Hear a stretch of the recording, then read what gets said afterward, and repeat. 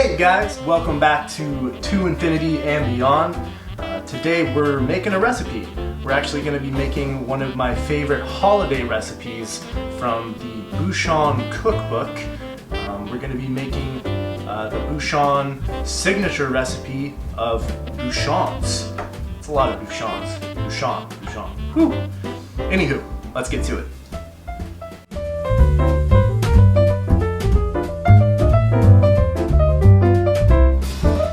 The first thing that we want to start off with, obviously, is our ingredients.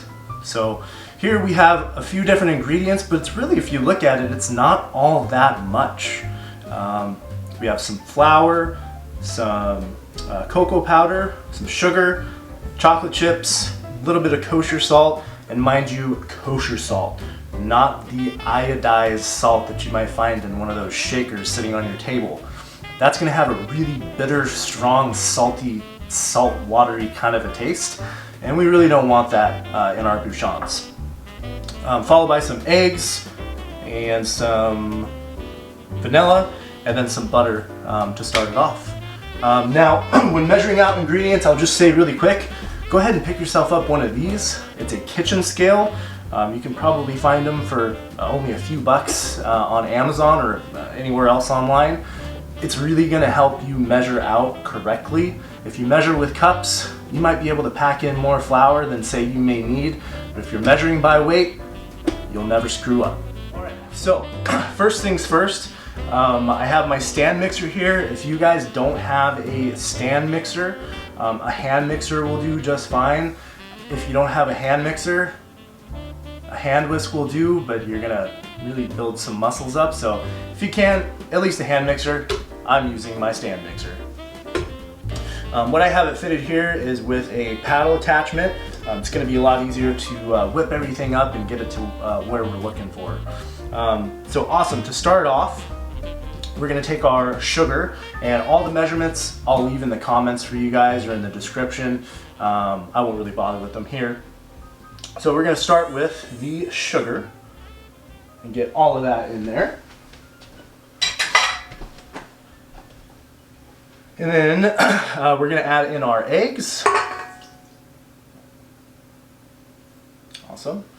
And then we're going to go ahead and turn this on, and we are going to whip this until we see it become almost a kind of a pale white, light, creamy kind of consistency. That's really what we're looking for, and that's key to having a very, very light, delicious brownie.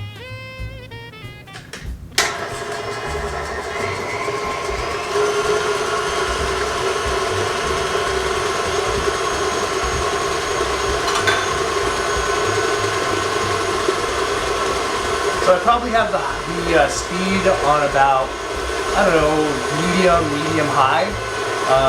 Nothing too crazy, but we definitely want to whip this. Awesome, so now we're really starting to get to that kind of a pale, light consistency that we're looking for. So I'm going to go ahead and slowly add in our vanilla with the motor running.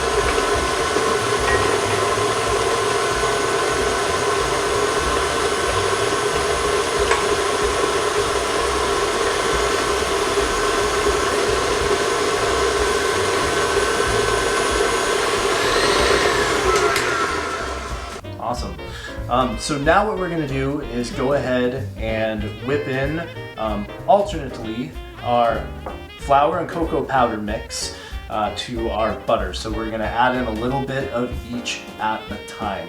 That way you really make sure that you get everything incorporated.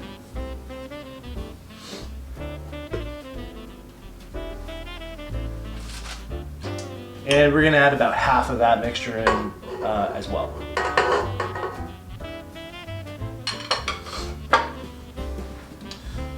And then a really nice trick, you could definitely put this down and turn on the motor immediately. You might get a little bit of spray or overspray from our flour and our cocoa powder.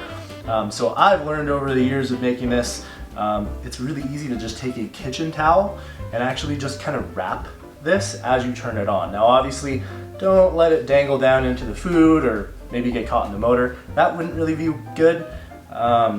So let's go ahead and just turn this on and be kind of careful.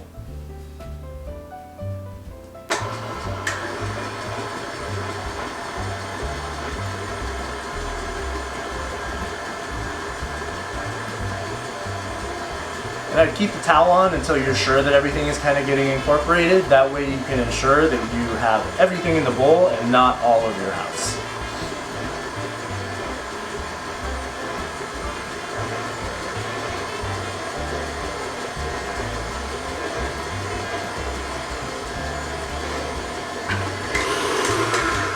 Awesome. So now we're just going to repeat the same steps that we just did. Add in the rest of our cocoa and flour.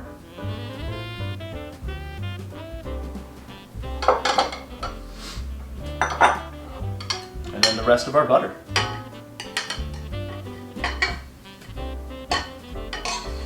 Now, I know what you're thinking. You just added in a ton of butter. And I did. But the thing about that is nobody else is gonna know but you, and it's the holidays, so why not live a little, right? Take our towel one more time, just to make sure again that nothing gets all over the place.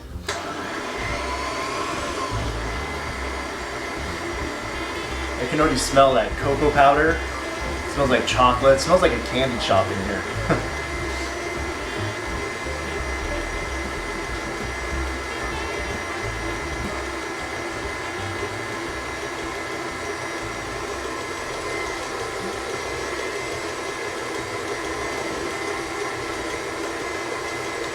So at this point, we're looking pretty good. The consistency you're looking for is almost like a pudding. If you've ever had pudding, most of us have, that's what you're looking for, that kind of creamy, almost thick consistency. Now that we're almost done, I'm gonna go ahead and just add our touch of kosher salt. Salt is one of those flavor enhancers, so it even enhances the flavors of sweets. So that looks about right. The last step of kind of making our batter is adding in, everybody's favorite, the chocolate chips. So we'll go ahead and just throw those in there. I'm really not looking to work or heavily mix this batter. All I really want to do is turn it on for another second and just incorporate the chocolate chips.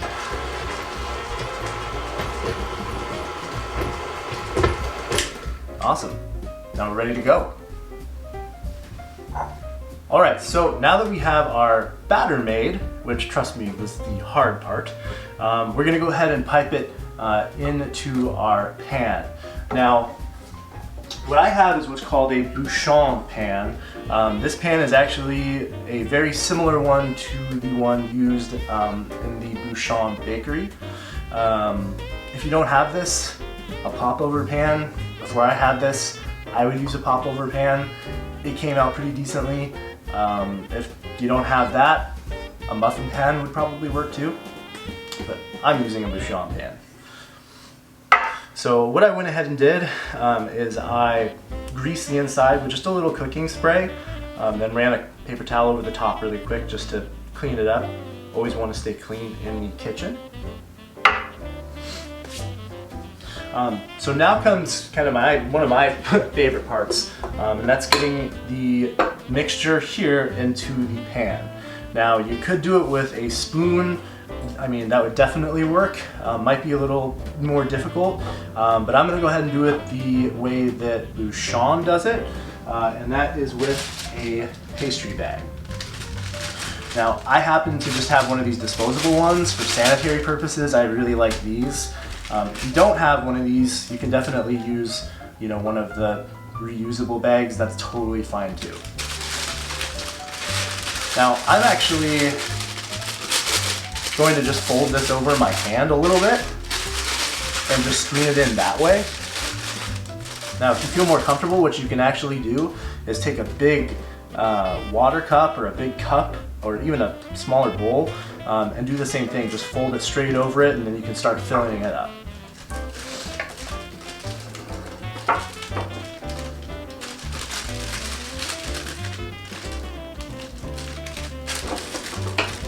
So as I'm kind of putting it in, I'm pushing down and then using my hand almost, I guess, as like a squeegee, I guess you could say, to really try and get that mixture all the way in there and not all over me.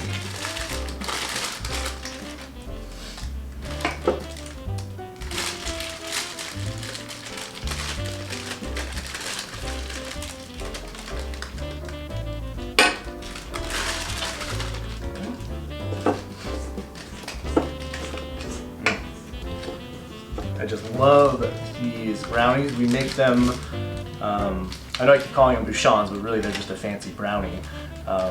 We make these literally every holiday, and I mean probably several times a holiday.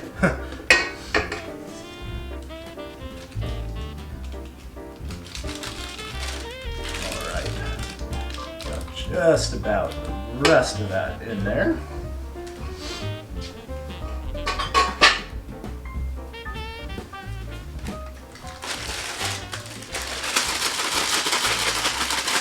So what you kind of do is just kind of shake this down, or if you have what's called a bench scraper, this works too, or you can just use the back of your hand and just run it up a little bit and just kind of use your hand as a squeegee.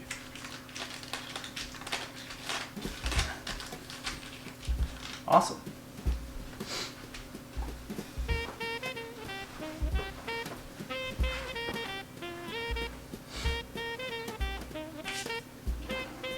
Alright, so now you'll just need a pair of scissors, because what we're going to go ahead and do is wind this up so it kind of looks like a carrot. Give it a couple turns. The mixture should all start to fall down to the bottom. You're going to want to cut off, I don't know, maybe a ½ inch of the bottom. That should leave a decently sized gap. You don't have to be perfect with this because it's not like we're decorating a cake. I didn't even bother putting a decorating tip on it because we're not decorating, we're just piping into these little molds. All right, so now that we have our Bouchons in our Bouchon mold, it's time to bake them.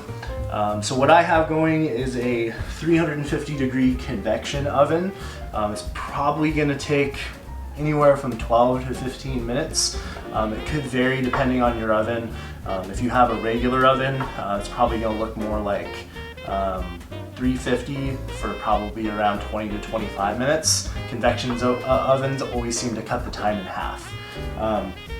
What I am going to do is I'm going to go ahead and put these on a baking sheet, just because I don't want to have them sit directly on the oven rack. For no other reason than I just don't want them to do that.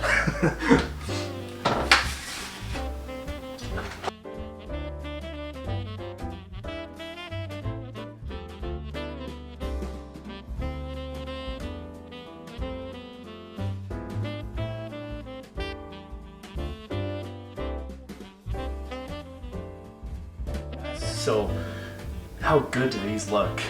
Right, we've taken them out of the oven. I let them cool for maybe 10 minutes or so, flipped them over. As you saw, they just come right out of the pan. Thanks to that cooking spray that we put in the pan, it's never really an issue with them sticking. And then you just let them cool for maybe another 10-20 minutes. You want them to be completely cool before you kind of put this last finishing step on. And what, might you ask, is that last finishing step? A little bit of powdered sugar, straight over the top.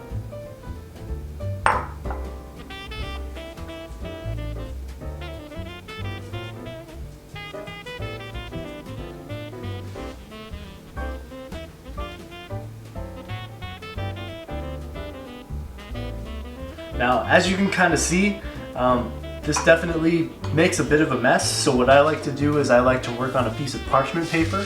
That way when I pick these things up, I just put them on a plate, pick up the parchment paper, and you're clean as a whistle. My favorite holiday treat, Bouchons from the Keller Bouchon Cookbook. Hope you enjoyed this recipe. If you have any questions or comments, go ahead to shoot them in the comments and I'll definitely respond to you. But if not, happy holidays and we'll see you next time.